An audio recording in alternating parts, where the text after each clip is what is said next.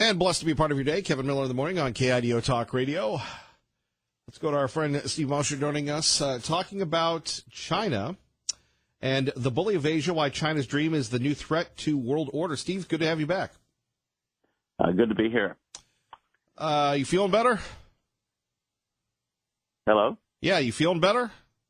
I'm feeling great, yes. All right. Just wanted to make sure we had some energy rolling. So China, how important is China to figuring out what's going on between North Korea and the United States? China, is it friend or foe in this case? Well, China's playing both sides, of course. They say to us, you need us to negotiate with North Korea and solve the North Korean problem. On the other hand, they're aiding and abetting North Korea's missile program and nuclear program. You know, little rocket man, as we call him now, Kim Jong-un, would not have missiles to fire off, would not have nuclear weapons to threaten Japan, South Korea, and us with if it weren't for parts and pieces that he imports from China. North Korea is a dirt-poor country. It can barely feed its own population of 20-some million people. 15% of that population is in prison camps. No high-tech industry to speak of. So the missiles might as well be labeled, made in North Korea with Chinese components or assembled in North Korea with Chinese parts, because that's the situation we're looking at. If they were serious about stopping North Korea's nuclear program and missile program, they would simply close the border, stop those parts and pieces from going into North Korea. And North Korea, I think, we'd see new leadership in North Korea in a very short period of time. Indeed. So why doesn't China do this? Why do they play both sides? Well, they have an interest in keeping a buffer state between themselves and South Korea. North Korea is a vassal state, a tributary state of China, as it were. North Korea, I would argue, is in many respects is China. It's a one-party dictatorship. Kim Jong-un and China's leader, Xi Jinping, have a lot in common. They have flourishing personality cults. They run a country with a large and growing military and which is behaving aggressively towards its neighbors. Think of China and the South China Sea, for example. But south of North Korea is a flourishing free market democracy. I don't think that the president of China, Xi Jinping, wants a flourishing free market democracy on China's border as an example of liberty. And I know he certainly doesn't want U.S. troops and South Korean troops armed with U.S. weapons staring across the Yellow River at North China. So I think he wants to keep all that at arm's length. And he may not like Kim Jong-un very much. Kim Jong-un seems a little erratic to me, but he likes the alternative a lot less. Indeed. Steve Mosher joining us here. Kevin Miller in the morning. Bully of Asia, why China's dream is the new threat to world order. And yet we have the government, states, and big business wanting to do business with China. How is the relationship between somebody like an American businessman going to China? What do you have to do to get working in China as opposed to starting a business here if you're an international company? Well, to succeed in China, you have to have Chinese partners, first of all, and those Chinese partners have to include Communist Party officials, government officials with considerable clout in the party state hierarchy. Because remember, we have a government in China that is inseparable from the party. So I call it a party state. To get anywhere in China, you need to know key players in that situation. So that the successful international companies that have gone to China have always had as a secret partner generally a princeling, which is to say a son or a daughter or granddaughter or grandson, a relative of one of the senior leaders, one of the top 100 leaders, say, in the mix. They're the fixers. If you have labor problems, you go to your silent partner, and the silent partner calls his uncle, and the People's Armed Police show up in front of the factory and quell the labor dispute. You have a problem with the supplies, with anything local. That's what it takes to get it resolved. There were, I think, last year, my friend Han Dongfang, who tried to start a free labor union in Tiananmen Square before the massacre in 1989. Currently works out of Hong Kong. follows the labor unrest in China. I think he estimated last year there were 80,000 instances of workers taking to the streets, engaging in factory slowdowns because they weren't being paid, they were being mistreated, and almost all of those demonstrations are met by the People's Armed Police, and there have been deaths resulting. So there isn't a free labor market in China. That we should know that as well. It's unfair to expect American workers to compete against people who are not allowed to organize, not allowed to strike, have no freedom of speech or freedom of association. KIDO Talk Radio, Kevin Miller in the morning. Our guest, Stephen Mosher, with us talking about the bully of Asia, why China's dream is the new threat to world order. You know, we hear so much about the Chinese having all this money. What about the standard of living for your typical Chinese person? Is it rising? Well, it has. I mean, one of the great success stories in the economic development has been China. That a couple 100 million people along the coast of China, where all of the factories that produce goods for export to the United States and the rest of the world are located, they've done fairly well.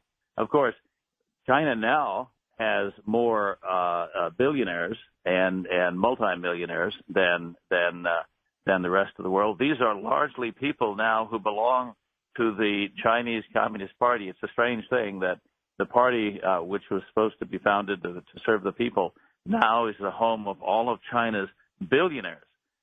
They've been invited. Some of them have been invited to join the party. Some of them were party members, like the former Premier Wen Jiabao, who in 10 years in power managed to accumulate $3 billion worth of wealth on a salary of about $5,000 a month, which is a great savings program. You know, he ought to write a book. It'd be a bestseller. So that's the corruption that I was talking about. So a lot of people have benefited. The party elite have benefited the most. There are still parts of the interior of the country. China is a big country, which are very, very, very, very poor. So wealth disparities in China. You know, again, we talk about China as a socialist country. The wealth disparities in China, according to what's called the Gini coefficient, are among the worst in the world. You have the very, very wealthy and the very, very poor.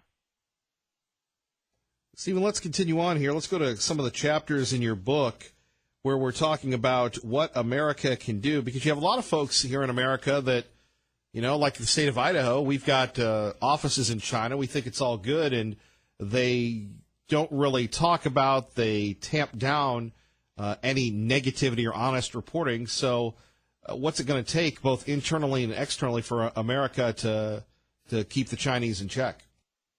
Well, the reason we don't get honest reporting from China is because the reporters, the American reporters, the foreign reporters who are in China are kept very closely corralled in Beijing. They can't travel freely throughout the country. They're required to file travel reports.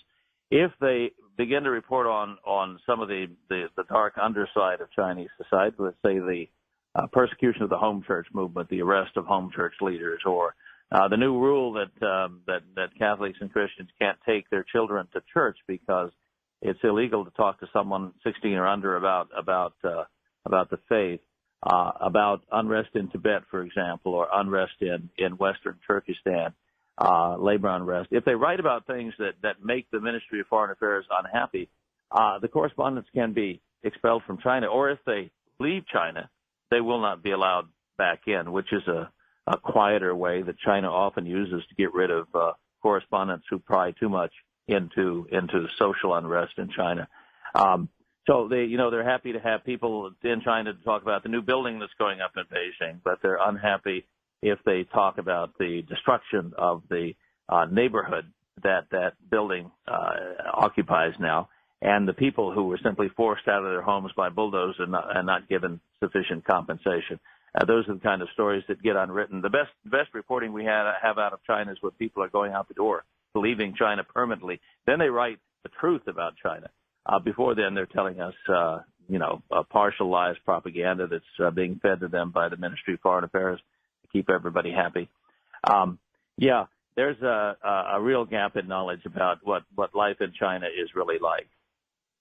Yeah, but what about our governments, our businesses? And getting back to the state of Idaho here at KIDO Talk Radio, nobody ever talks about the bad things in China. All we talk about is selling them goods and bringing the Chinese over here. And we've got a lot of Chinese nationals that live in Idaho. Our universities are integrating with them.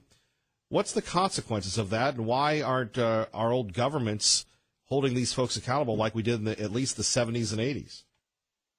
Well, we have a very unequal relationship with China, and it's not just unfair trade relations.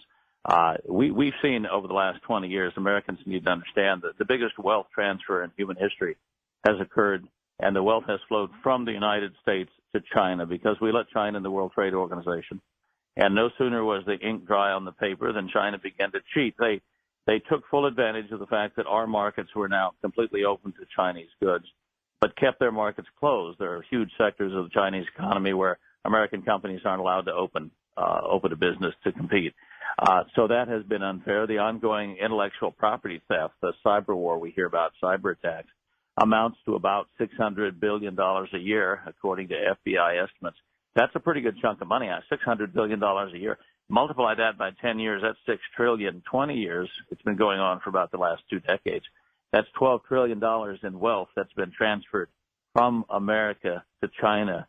When I talked to the head of the Cox Commission, Congressman Chris Cox, back in 1998, he said there are 8,000 Chinese front groups in the United States gathering information, gathering proprietary information about technology, dual-use technology. Today, the number would be many, many times that.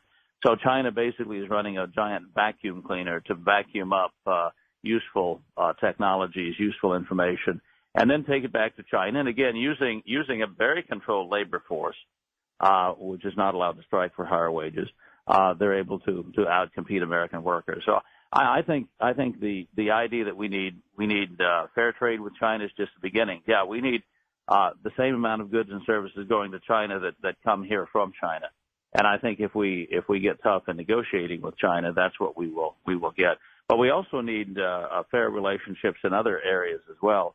And I'm not a big fan of having, for example, Confucius Institutes at American universities where the Chinese government, it's run by the United Front Department of the Chinese Communist Party, will go to an American university and say, we'll give you $1 million and you give us office space on campus and we will run a Chinese language program and teach American students the Chinese language and Chinese history.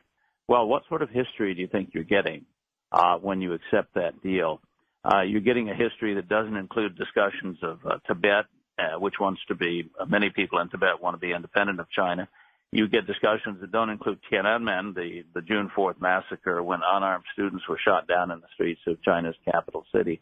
And you certainly don't get discussions of free Taiwan, where for the first time in 5,000 years of Chinese history, you have 24 million Chinese who have freely elected the government now 4 times, a fully functioning democracy on China's doorstep, a beacon of liberty that I think sends chills through the spines of the leaders of the Chinese party state on the other side of the Taiwan Straits, because it's an example of liberty and freedom that the Chinese people themselves have achieved that the people on their side of the Taiwan Straits aren't allowed to even talk about.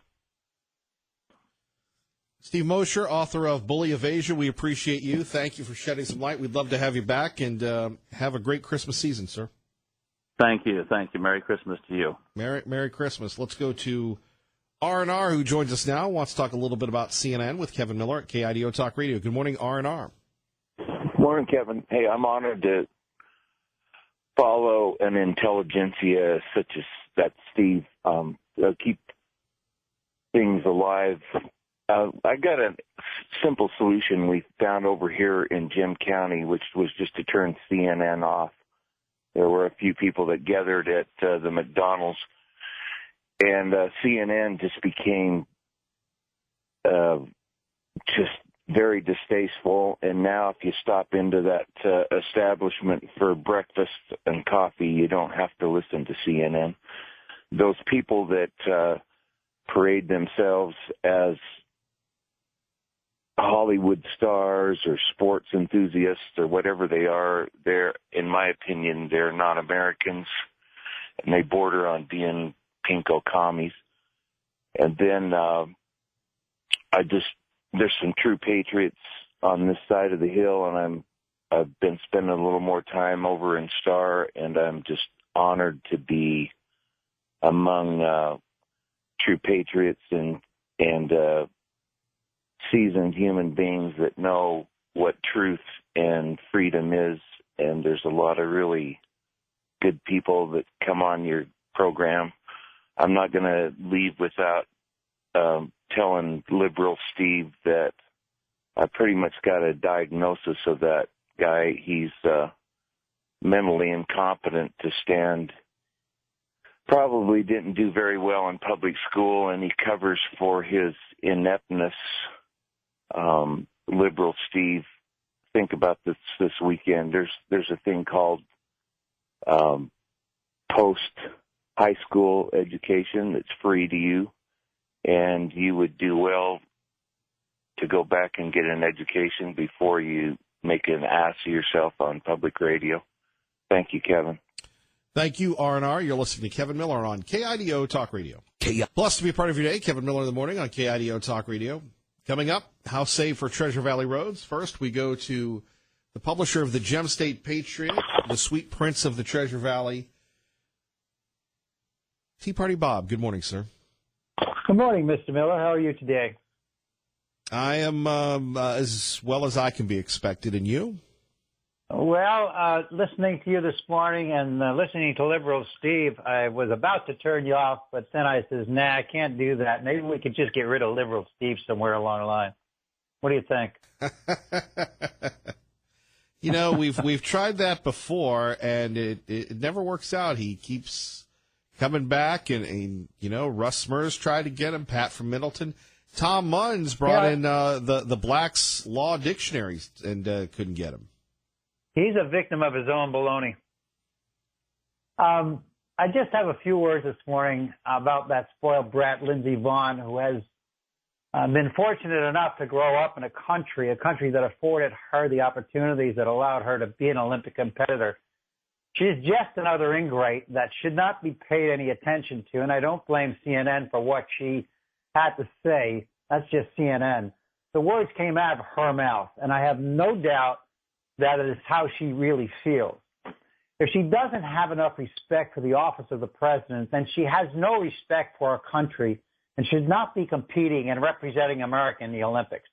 The best thing we can do to solve this problem is what one of your previous callers had to say. Turn off the TV, don't show support for her in any way, and call any of her sponsors and let them know how you feel.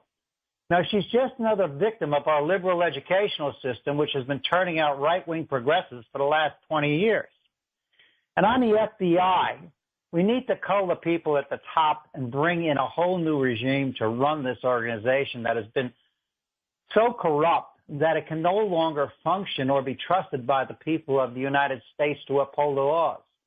These are the top law enforcement people in our country. And when we have found them to be corrupt, politically motivated in the performance of their duties, we have a serious problem. It's time for Congress to press the issue with everyone who is involved, with the Clinton and the false dossier on President Trump. You know, heads need to roll, and Mueller needs to be fired along with Rosenstein. If Jeff Sessions is not up to the task of taking over these investigations and firing these people, then it's time for Sessions to resign or be fired himself. Enough is enough. I think the American people are sick and tired of the continued lying that is taking place and the corruption that has been allowed to prevail in the Justice Department. We need to clean house and bring in some people who are will not only support our president, but will get rid of the rats that have infiltrated the government agencies. That's about all I have to say. Thank you, Liberal Steve, for all of your dumb comments this morning. Well, we appreciate your phone call there, Tea Party Bob. Great show this morning, Kevin. Love it. Oh, we love you. Keep going, my friend. And thank your mom. She's a wonderful person for me, will you? You just did. Okay. You take care of yourself, my friend, and have a great day. All right. Thank you. Our great friend, Tea Party Bob. Bye-bye. Joining us, traffic and weather together. And Kevin Miller coming up next. What to do about Treasure Valley roads, Treasure Valley safety, certainly in light of what happened on Eagle Road. where one of the teenagers involved in the wreck Monday morning in Eagle died. Destiny Jacobs would have been turned 15 later this month. We're going to examine just what we can do about road safety and sanity next. You're listening to Kevin Miller on KIDO Talk Radio. Good morning, Maggie. And blessed to be part of your day. Kevin Miller in the morning on KIDO Talk Radio. You know, as we talked about, one of the young ladies, Destiny Jacobs, died concerning that crash, that big wreck on Monday in Eagle. With the latest, here's our friends at Channel 7. The scene was horrific. One life is now lost. 14-year-old Destiny Jacobs. I don't want anybody else to have to feel the way that we feel. Amanda Rinkus and Donella Kenyon are close family friends. They tell us Destiny passed away Wednesday morning, but was kept on life support to donate her heart. And she's going to live on. And that's what we're thankful for right now. They hope her legacy will go even further with change at the State Street and Park Lane intersection. It's such a tragedy, you know, we just don't want any more of them. They say this flashing yellow arrow needs to go away. That's because investigators believe the driver of the car taking Destiny and 2 other teens to school had this traffic signal when she made a left turn onto Park Lane from State and was T-boned by an oncoming truck. They've got to do something. They have to. You know, you have not just one school there, but you have 3 all the way up to Linder. And there's no school zones. There's no caution signs. There's nothing. And I think they need to take that light out and they need to put in a regular street light and they need to put up some school zones. We talked with Craig Quintana about the possibility of that happening. He's the Chief Information Officer for the Ada County Highway District. You know, obviously what happened Monday was horrid, but it's an outlier. Quintana says when there is a dangerous traffic pattern, they act, like here at the intersection of State and Edgewood. The flashing yellow arrow eastbound was deactivated earlier this year. And you get the picture on that. So it comes down to whether or not we have the flashing yellow arrows, whether or not we have consistency, whether or not we have judgment. Now we have a young woman who's dead. At 580-5436, 580-KIDO, a young teenager dead. Now, I've had people talk about this all the time. And, you know, where does real change occur? Well, it comes from the grassroots. It comes from people like you and me. And who isn't impacted each and every day by driving? You know, I use that road. I go by there each and every day where that accident happened. And I can remember us covering that issue on Monday when that did happen. You know, what is the solution? Do we all take a pill when we drive so we're considerate that we use our signals, that we don't tailgate? It amazes me every morning. And we that work the zombie hours, and it's not the zombie hours anymore because everybody's on the road. I don't know how you people do it. You know, the traffic, the this, that. I mean, you talk about adding stress level, raising your blood pressure, going to work in the traffic that we have now. Well, it's nothing compared to Seattle. Well, Idaho was never meant to be compared to Seattle. In fact, the other day, I was defending the president on social media, and somebody goes, "Oh, that explains your ignorance. You're from Idaho. You live in Idaho." Yeah, I do. And in Idaho, you wouldn't have people caring as much about this young lady who donated her organs so that others may live. Huge. But when we take a look at the shenanigans on the road, you know, years ago, I used to live in a place called New England. And New England, year after year, voted the worst drivers in America. People tailgate you, they flip you off, they get out, they fight. Not hyperbole, this is just how it is. And, you know, there are some people in New England that are very nice, but most of them are mean. I would never live in New England. My family lives in New England. God bless them.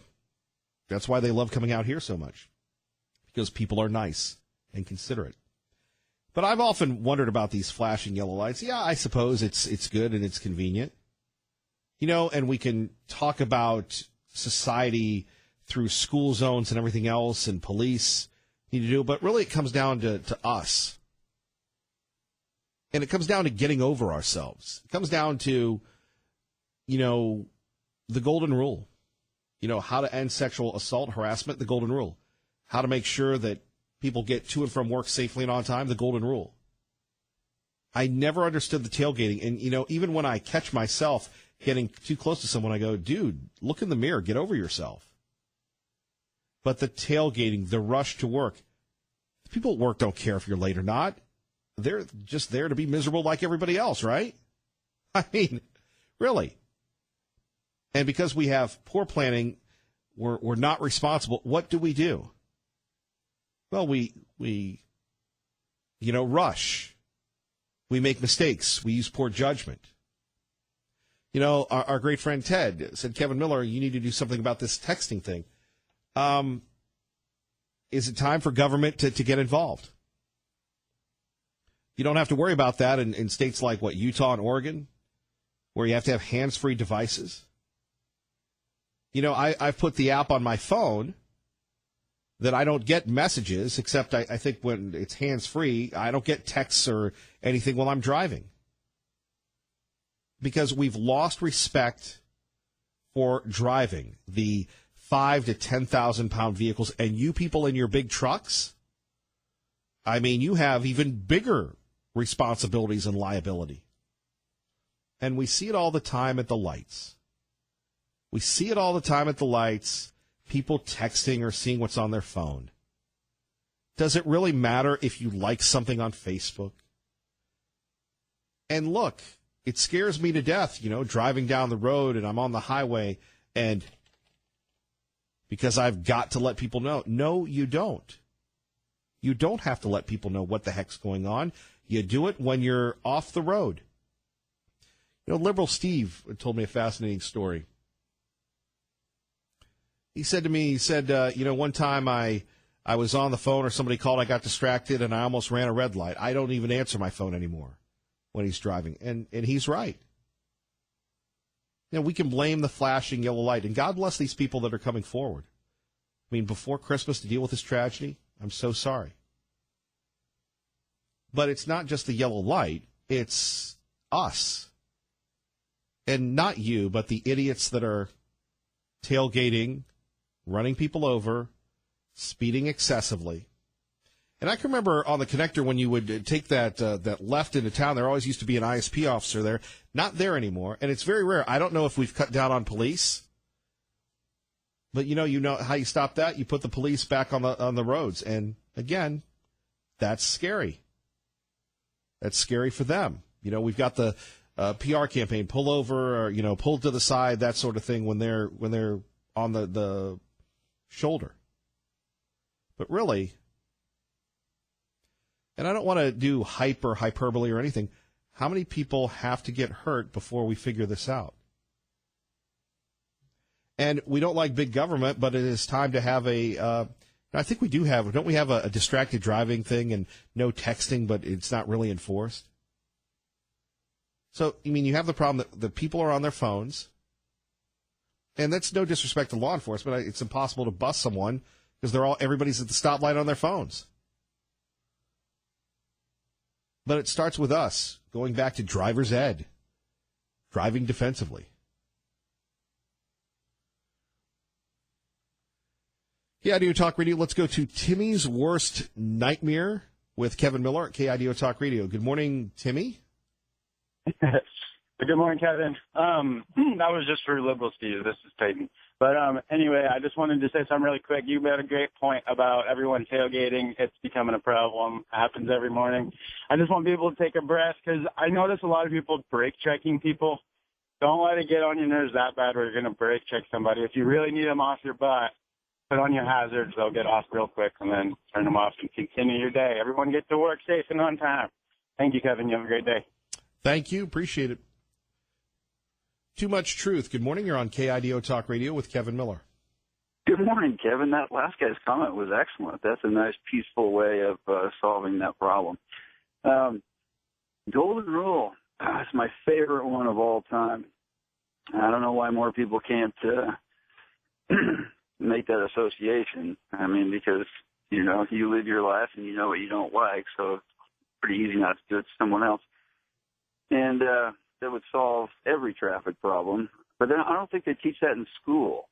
You know, when kids their brains are growing and they're going to become the permanent little human beings that they're going to be, if they just taught that rule, you know, kindergarten through the 5th grade, just one little section in the curriculum, it would just solve. We would cure so many problems systemically. We wouldn't have to sit around and argue the ancillaries into some, you know, senseless, forgotten end.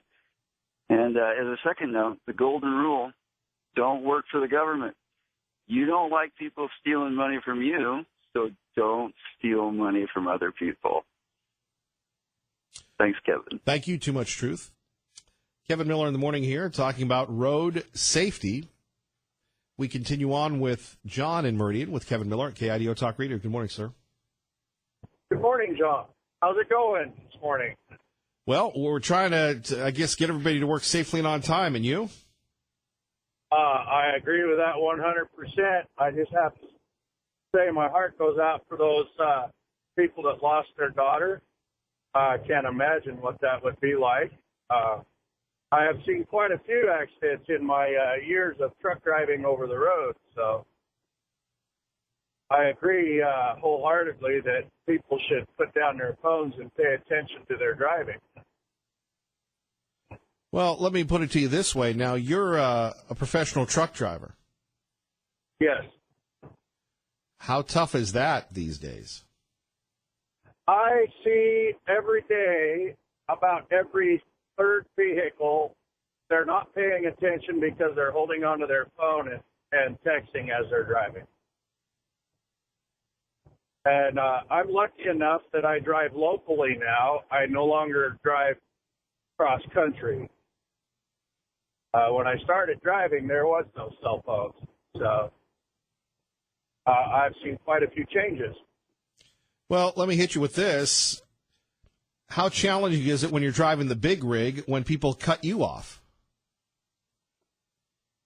Yeah, I was going to touch upon that subject because I think a lot of people don't realize the physics involved of stopping an 80,000-pound vehicle in a short amount of time. It doesn't happen. And the statistics show time and again that when a small car tangles with a big truck, the fatality goes up about 90%. And it's usually the small cars that suffer the most. What's the solution?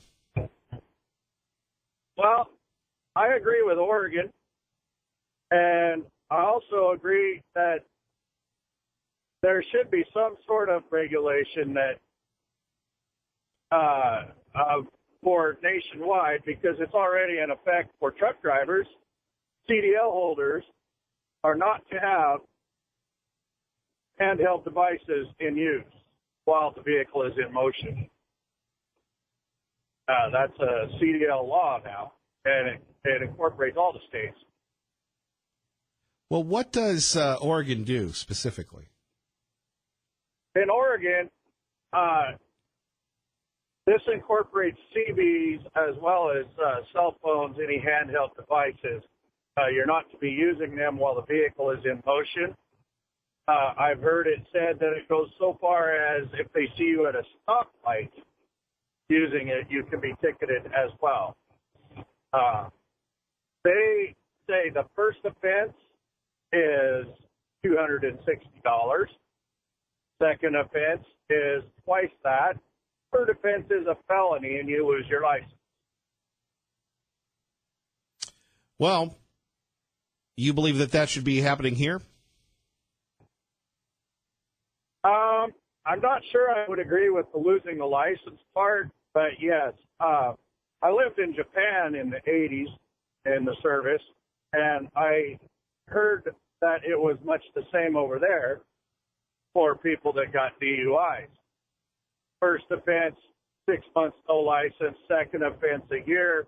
Third offense, no license ever again. I wholeheartedly supported that just for the DUIs, and I still would. And I kind of think there needs to be something done for the texting, yes, and the talking on the phones while driving. Because it's very distracting if you're holding something to your face. Sure. Here's the other issue, though. We still have the tailgating. We still have everything else. That's true. We do. I've raised two children. They're in their 20s now, and I told them as they were growing up, and the cars would go by us and tell us they were number one as they went by. There's another person hurrying to their grave. That was when I raised my kids. There goes another person hurrying to their grave. They're in such a hurry. And that's kind of how I feel about that situation. It's slow down, like you said. There's nothing worth dying over. No, there isn't. Or harming someone. Yes. As an avid bicycler, I also see that a lot. And that one goes both ways as well. There are some bicyclers that have the entitlement attitude, and then there are some vehicles that have the entitlement attitude. We're all sharing the road, and we need to work at getting law. Well, John, thank you for the call. Thank you, sir. You have a great day. You too. Your thoughts on road safety next with Kevin Miller at KIDO Talk Radio. And we continue on talking road safety with Kevin Miller at KIDO Talk Radio. Mike, good morning. Hey, good morning, Kevin. I had an idea maybe we could possibly pass legislation to install signal